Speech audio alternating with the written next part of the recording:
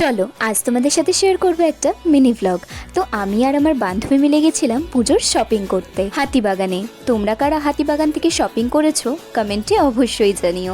তো প্রথমেই আমরা দেখো খেয়ে নিয়েছি গরম গরম দুধ চা, আর দেখো তারপরে আমরা দুই বান্ধবী মিলে একটু ঢং করে নিয়েছি।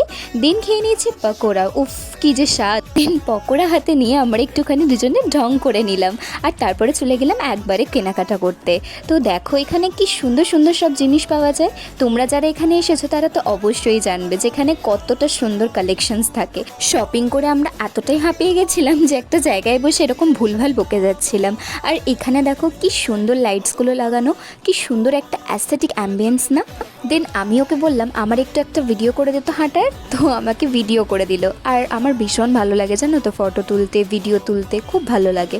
তারপরে আর কি ও এখানে আমাকে বলছিল যে তুই না বেস্ট বার্গেনিং করতে পারিস। কথাটা কিন্তু সত্যি, আর এসব জায়গায় বার্গেনিং না করলে তুমি একেবারে ঠকে যাবে। দেন খেয়ে নিলাম ঠান্ডা ঠান্ডা লাঞ্চ। চলো দেখা হচ্ছে নেক্সট ব্লগে, টাটা।